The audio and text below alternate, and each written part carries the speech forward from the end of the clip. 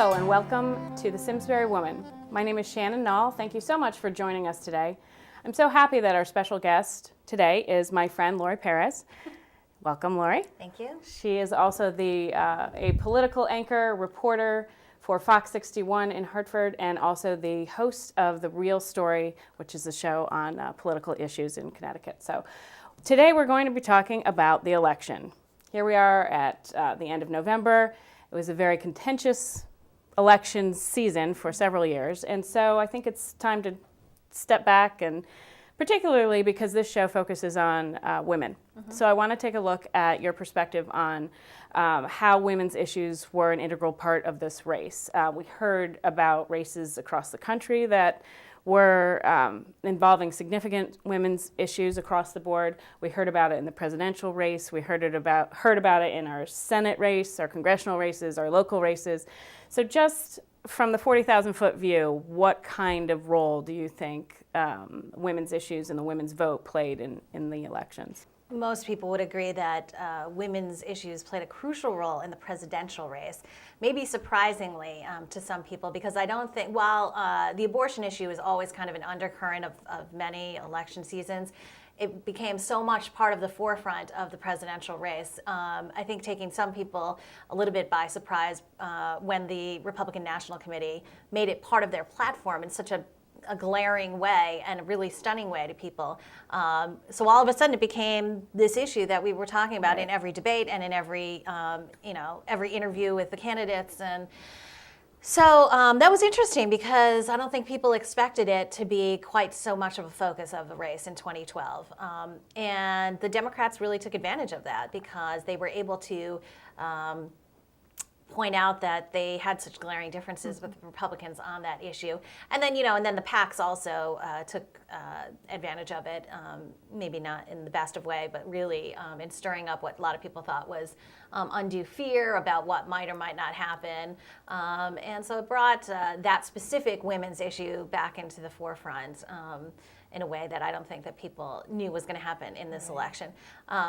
But I mean, that's a specific women's issue, but I think that lots of people were making the point throughout this election that really the economy is a women's issue. Mm-hmm. It's a woman's issue because it affects families and single mothers, and so the concept of a woman's issue nowadays is so much broader than what we might have thought of 20 years ago. Right, exactly. And the women's vote. Okay, so then the vote.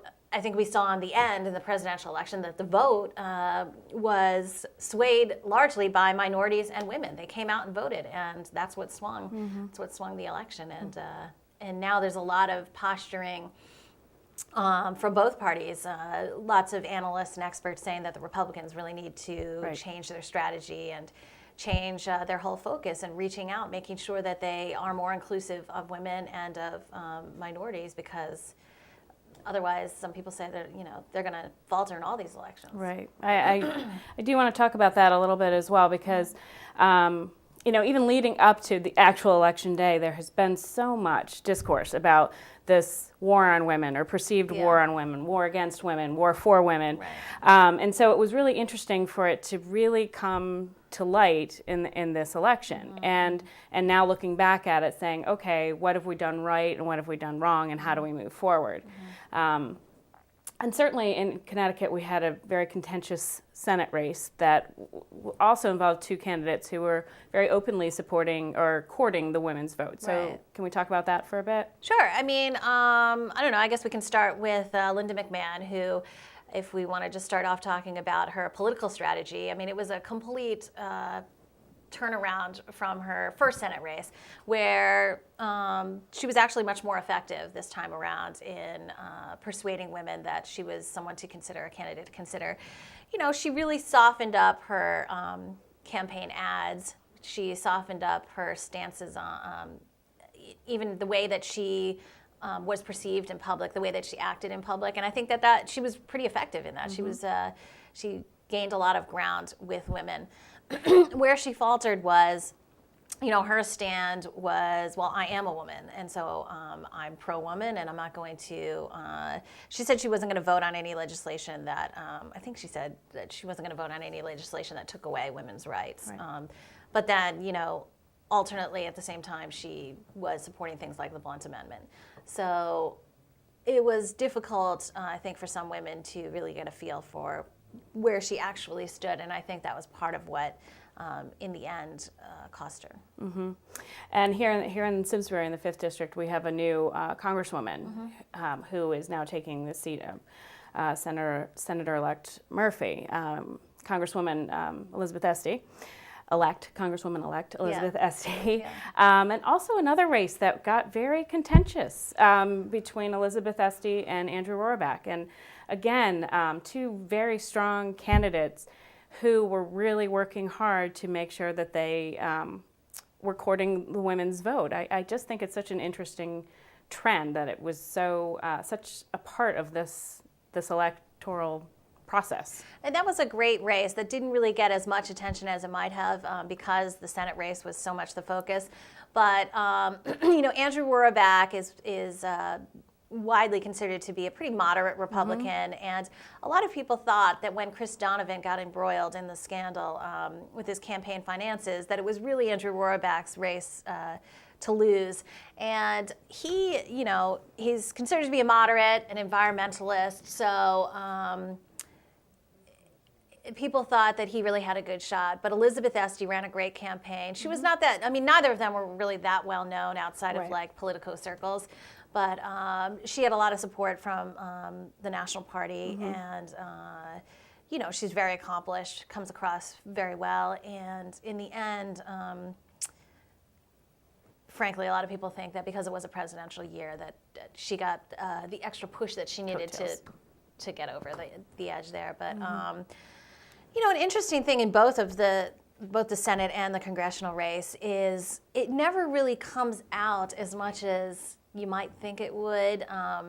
People never really talk about the fact that they are women and why that might be important to have a woman in the delegation, have another woman in the delegation join Congresswoman DeLauro, which I think, and I don't know if that's a sign that we've come so far that people don't talk about that, or if it's a sign that we really haven't come far enough, that people aren't talking about, well, why don't we have more women voices in the delegation? I mean, how would that change the conversation, and how would that change what issues we're looking at and considering?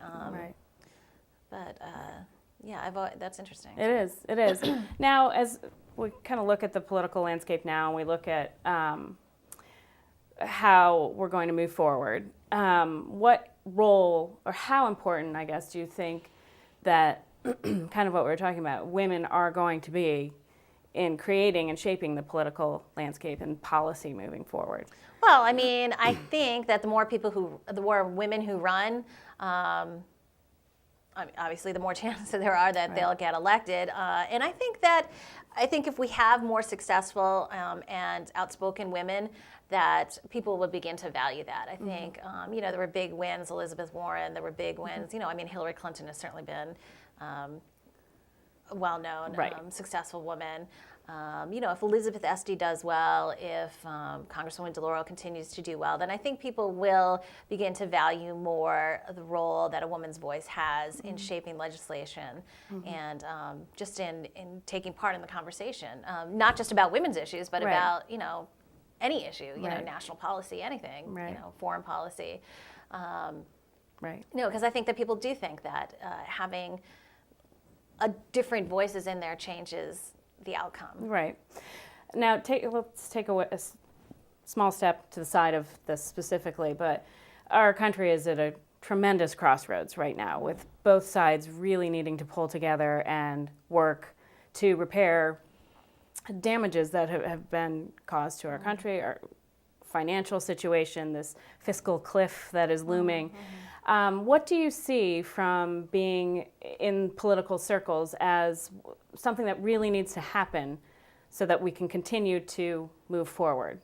Well, I think that part of the problem, the experts say, is that everything's so politicized now, so that oftentimes even the best meaning people who really want to get work done sometimes get hampered by pressure from their party or the pressure for re-election and that kind of thing.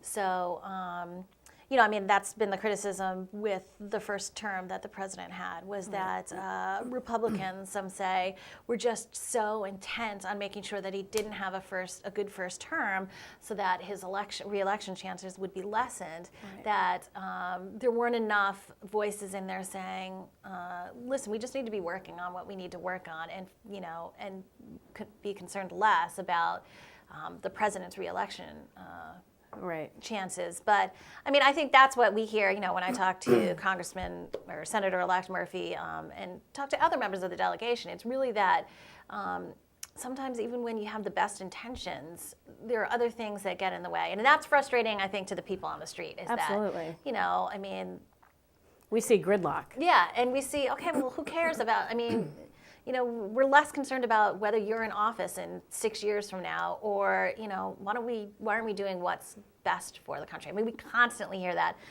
from our viewers and readers, is that people just don't understand why some people who are committed to public service and who are supposed to, their mission is to be helping the public get mired in their own ambitions. Right. And it hurts all of us.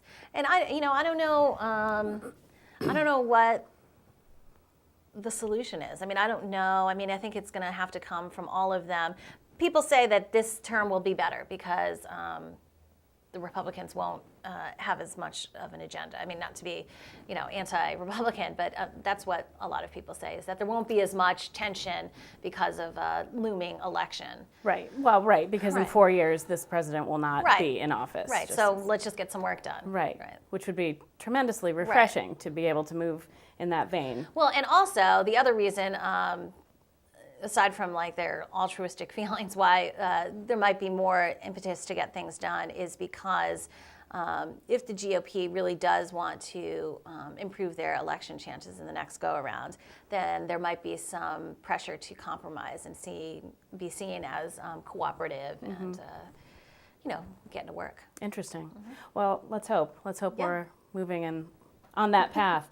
So let's come back to Connecticut and the legislature right now. We've gone through another election cycle. There are some new representatives and senators moving into place. Our state is in a huge fiscal crisis, with the legislature likely meeting before the holidays in a special session. Tell us a little bit about that. Yeah, so that was the latest word that we got, was that they'll likely be back the week of the 17th, December 17th, for a special session, and they're going to be looking for places to cut, because the governor has pretty much said that he's not going to raise taxes again. I mean, we had historic tax increases the last go around, and we had shared sacrifice, and now they're going to be looking for some serious ways to cut. And that has everyone anxious, because, cuts are difficult. And the first things that often go when there are serious cuts are programs that people rely that people rely on. We were just talking about, research programs. Those are the things that are so crucial in a long-term sense, but in the short term, they're the first to go. So, I mean, I think it will be a very difficult session right before the holidays. It's going to be everybody looking for places to cut. And when you have $1 billion deficit, it's not going to be $1 million here, $1 million here. It's going to be tens of millions out of this place, tens of millions out of this place. So it's going to be hard. Which is only going to fuel a potentially already contentious situation. So, when I look at that, and when I look at a time where parties really need to be working together, but in fiscal crisis like this, it's a daunting task. Well, and we kind of had an indication that it was going to be a really aggressive next session, because usually in between the sessions, it's really pretty quiet unless something major happens. But I would say pretty consistently since the end of the last session, we've been getting press releases or inquiries from lawmakers talking about the deficit. And so all kind of setting the their signs. places. So we knew the signs. We were like, they're so involved in it throughout already. Right. So it's going to be a beast when it comes. Yikes. Okay. Which is great. It's going to be great at the Capitol, talking about all this financial stuff. Right. Constantly. Yeah. Well, all right, so let's try to move beyond that. What are the issues that the legislature is going to be focusing on other than budget and financial remedies? Well, I think he really did say that this was going to be the session of the economy. So I think that's really going to be their big focus. I mean, we got so much done in the last session. I mean, there were so many big issues, I mean, from Sunday sales to repealing the death penalty to the large education package that, I mean, those were huge, daunting issues that they really tackled. And I think that this one is going to have to, not only by design, but by necessity, have to be focused on the budget and ways that the state is going to continue to grow and to continue to recover. I know that there's a lot of emphasis, particularly on how Connecticut can grow businesses. That was a huge issue during the election. Everybody was talking about how do you create jobs in Connecticut? How do you make Connecticut more business friendly? We hear all the time from business people that they think the tax structure is not kind to businesses, to small businesses, that there are too many regulations. People like regulations to a certain extent, but they feel like Connecticut is over-regulated. And I think there's a lot of movement in the legislature to kind of address those issues because people consider small businesses to be the key to making the economy recover. So they're going to have to figure out what they can do to really spur some job growth. Now, have political pundits or legislators or the governor or whomever you've been speaking with, have they, what's the language that they're using to address what's coming down the pike? Are we? I mean, I think it's pretty dire. I mean, everybody thinks that it's just an urgent situation. Because we seem to hear this every year. Yeah, we do. And sometimes it's just posturing. But I think both sides can agree that $1 billion deficit is about as crushing as it gets. So perhaps more so than in other sessions, this will be a time when both sides are really at least in agreement at that point. Now, what you do from there, I think, is what obviously is going to be the points of departure for both of them. But. Right. Well, and to that end, we are going to be looking at a gubernatorial race coming up sooner than we think. We always feel like we're in some sort of election cycle. But that's going to be coming along as well. And I'm sure that there are candidates who are thinking about that as well. Are you hearing or seeing any posturing from either side on what's going to happen on that front? All along, I mean, even from the day after the last election, we've been hearing, about who felt like they almost had it and who might make a run again. And I think that people will watch to see what the governor's approval rating is before they, make any sort of public declaration or public movement. But, I mean, I think people would not be surprised if Tom Foley, who was the Republican who lost to the governor, if he were to throw his hat in again. People had questioned whether Linda McMahon might do that. She has said she will not. Okay. But yeah, I mean, there's no doubt that the Republicans will front a strong challenger to the governor. Right. But to his credit, I don't think that the governor, less so than other people, he gives off the impression that he's going to do what he's going to do, and his re-election chances are secondary. Right. So. Right. I mean, he certainly has done things that the general public would not necessarily think are popular. Right. I mean, the tax increases were a difficult thing. Right. Well, and as you mentioned, there's been significant sweeping change that has come under his leadership in the past year or so, it will be interesting to see how all of that plays out and what effect that has on upcoming elections, both, on the gubernatorial level and on local levels as well. I think it's a very interesting thing to watch out for. It'll be interesting to see, the numbers in both the Senate and the House stayed the same, but hopefully there will be a difference now. Well, I wonder, new people in there, and I wonder if some of that need to remedy partisan politics that's felt on the federal level will trickle down to the state level. Yeah. And I also think that there will be a groundswell from the people of Connecticut if things don't get changed. I mean, people are so politically tuned in now. I mean, the average person, that I think, and people know that they don't have to be silent, and they don't have to, hold their opinions. That they can go and they can protest, or they can show up at public hearings or whatever. I mean, I get the sense that people are much more apt to do that now. They don't have to take it if they disagree with something, that they can go and. Which I think is great. Yeah. Because that's what makes government great. Our representatives are working for constituents, so that is a great part of our government. And that was actually going to be my next question, because I'm a strong believer, as you know, in the role that individuals play in government and developing and shaping policy. And what if that was my exact question. What have you seen as far as a movement from the people of Connecticut to be involved in their government and in politics and in shaping public policy? Well, I think it's two things. I think politicians nowadays know that they have to be more accessible. So even as we saw with Governor Malloy, when he had, what was it? I can't remember, 17 town hall meetings, and he was going to every single, all these different areas in the state. And we didn't know, when those started, we did not know how many people were going to show up. I mean, is it going to be 50 people? And it was consistently hundreds of people. I mean, 500,000 people every single time. So, once you start out that way, people get used to it and they expect it. So I think that we will see, not only with Governor Malloy, but if he were to get a second term, or even with another governor, that people have gotten accustomed to that, and they will expect that kind of accessibility and that kind of town hall scenario to be a pretty regular part of governing in Connecticut. And I don't, it's not just lip service. It's not just, I mean, I don't think that, I think that the leaders are there and they're taking the information and considering it. It's not just, let me show up and listen to these people talk and then go and do what I want to do.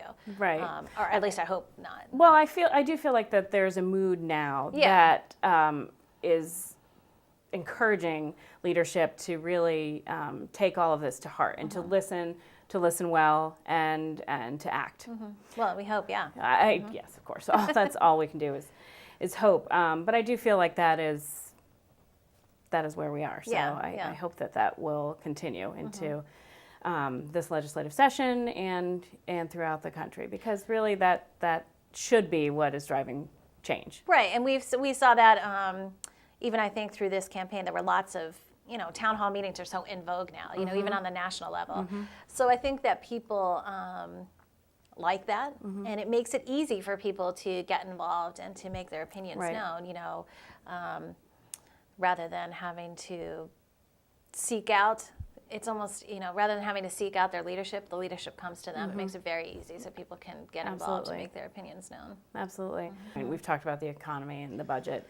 That's obviously looming large in front of us. And so just to summarize, what other issues do you think we'll be looking I think that we're hearing a lot about, the governor had made a proposal, and I'm going to fall short on remembering all the details, but he's really been pushing, for instance, for a move to more energy independence, natural gas. He wants more Connecticut residents to be tapped into natural gas. I can't remember the exact statistic, but the number in New Jersey of homeowners who have natural gas is astounding compared to the number in Connecticut who actually could, who are already in a position where they could.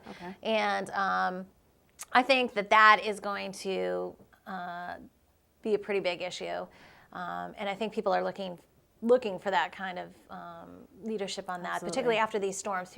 Anything that's involving power, electricity, utilities, people are going to be paying attention to. And to that, I think that the utilities are also going to have to start to make long-term plans, so that We're not in a crisis every time Right. there's a natural disaster of sorts. I was talking to an expert the other day about, CL&P acted swiftly and aggressively in this past storm, Sandy. And my question was, this was the first storm after last year's debacle. So I'm wondering if we're going to see the same sort of aggression in the third and fourth storm, or because they were really anxious right now, they didn't want to screw up. But are we going to see that in the third and fourth storm? And he said he didn't know. This was a guy who covers energy and business for Reuters nationally, and he said he didn't know, but he does think that utility companies are going to have to think about capital investments and infrastructure. So that there are more permanent fixes down the line, and I think we'll see. I mean, that's going to involve money. I mean, absolutely, big time money, and people are going to be asked to pay. So absolutely, it'll be a big issue. All right. Well, thank you, Laurie, for being welcome. with us today and sharing your experiences and shedding some light on the elections and where we are going to be moving forward in Connecticut. I appreciate your time. My pleasure. Thank you for joining us on the Simsbury Woman, and we hope to see you again soon.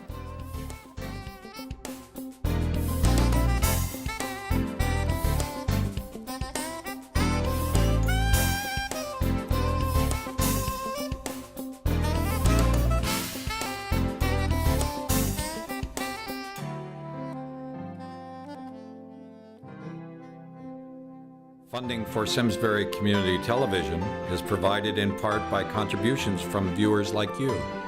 Thank you.